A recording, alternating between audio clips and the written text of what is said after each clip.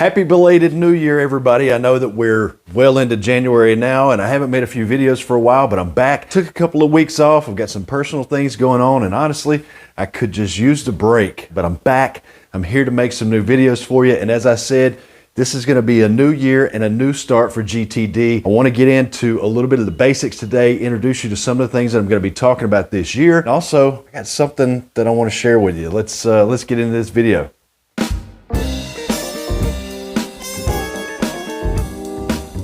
Hey everybody, and welcome back to GolfTestDummy, the channel where I use my game to help your game. That's not going to change in 2024. I'm still sticking with that. My goal and my hope, what I talked about at the end of last year, what I want to do this year and moving forward for the foreseeable future is to try and help beginning golfers, high handicap golfers, and mid-handicap golfers who are trying to get down to single digits. Now, obviously, I'm not going to be able to help a PGA Tour pro shave an extra half a stroke off of their 4-round tournament average.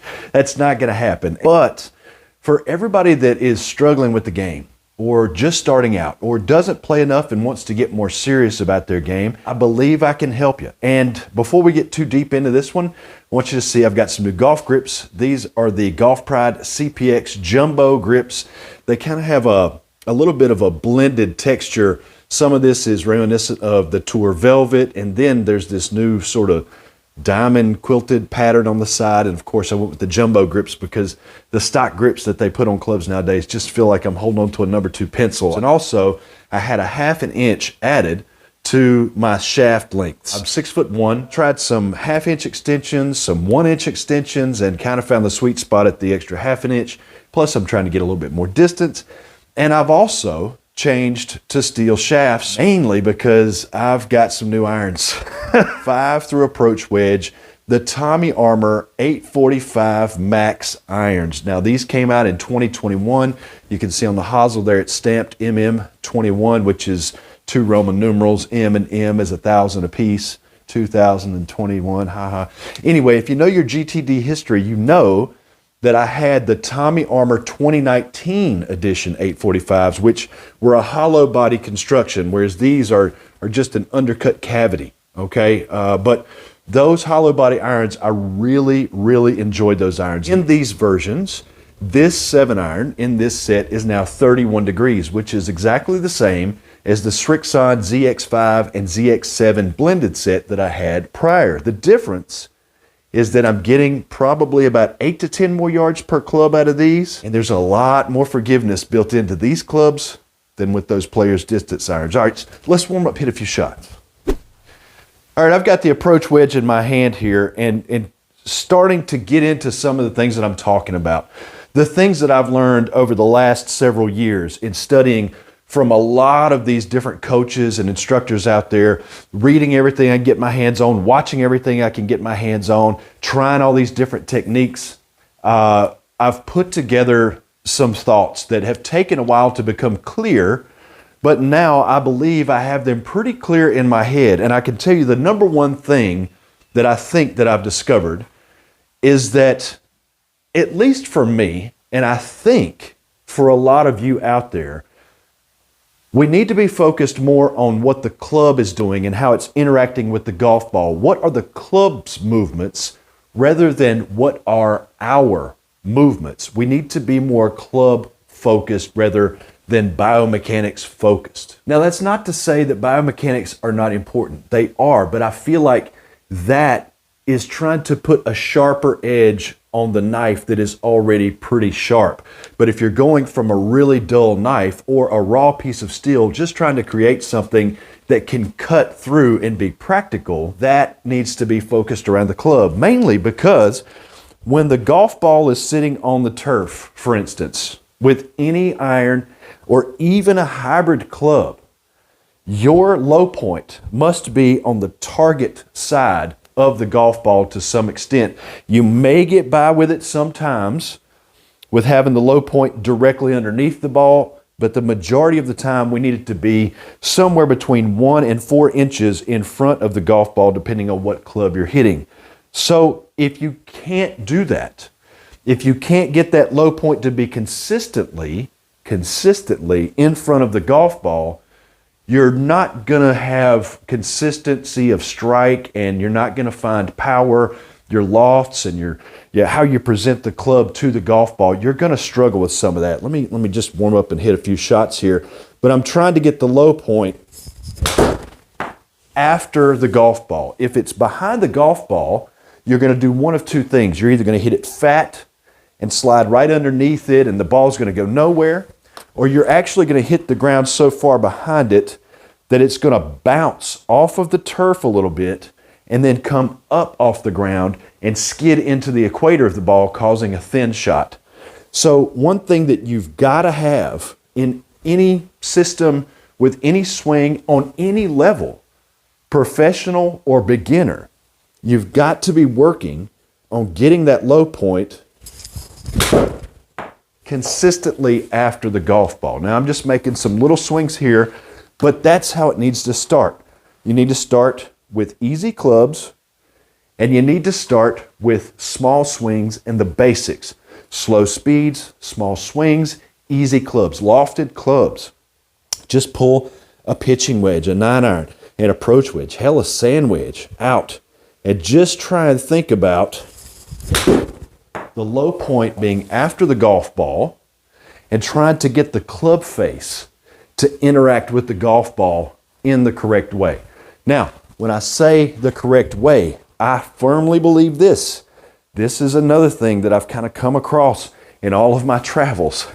I think that so many, not all, but a vast majority of the issues that most average amateur golfers find themselves having, most of those issues can be traced back to a real lack of understanding of how the golf club is supposed to interact with the golf ball. Mainly, I'm talking about here, irons with the golf ball sitting on the turf.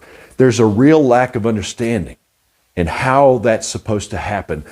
Take beginners, for instance. You've all seen this. Beginners get out there, they put a club in their hand, they don't know how to hold it, they don't know how to set up. They might even set up like this, kind of facing the target, like a hockey stick, and then they're trying to hit up and flip the club at it because this is a wedge shape. And so they're thinking, I'm going to have to wedge it into the air, but that's illogical because a wedge has to drive under. You think about a door and you have a wedge of wood, a doorstop that you want to stop that door with. That wedge has got to plow under and down to that door so that it actually causes upward force on that door and stops it from moving. That's the same concept here. So when you start out, if your low point is behind the ball and you're trying to help it up into the air, you might have some decent contact from time to time and you think, oh boy, I'm really getting the hang of this. That's not correct. The correct interaction is for this club to be traveling on its way down and contacting the golf ball before it reaches its low point so that it can drive the golf ball up just a little bit and then rebound it forward. You're literally trying to drive this club into the golf ball on its way down. Now, that gets you into a very common tip that you see both sides of the argument on. Hit down on the golf ball or never hit down on the golf ball. This confusion is caused because you literally have top level instructors telling you both sides of the argument. They're saying hit down on the golf ball, and then others who are well-respected professionals as well are telling you never hit down on the golf ball. Count Yogi said he always hit up on the golf ball. Marcus Edblad, who hits the ball, 17 miles with a driver, he's saying hit down on the golf ball. I mean, it's very confusing. So it may not be that you have to make an effort to swing down the golf ball, or maybe you do. But regardless of what your thoughts are, what your feels are, or what your body is doing, this golf club has to be traveling at least slightly down on its way to impact to make proper impact conditions with that golf ball. If you look at pros or amateurs who hit the ball well, that 2 foot, 1 foot before the ball and 1 foot after the ball, you took a snapshot of that. It's going to look the same. It has to, because golf clubs are designed a certain way. Physics works a certain way, and this club is the only thing that has to do certain things. But your body, it can do a multitude of different things and still hit consistent, well-struck golf shots. So if you're a beginner or you're just struggling with your contact after playing the game for 10 years and you feel like I've lost my swing, start small, start with an easy club, start with trying to get your low point after the golf ball and in a consistent place after the golf ball. Consistent after the golf ball. If you're really struggling and you're like, man, I feel like my low point is still at the golf ball, try making your low point a foot in front of the golf ball. Go to the extreme.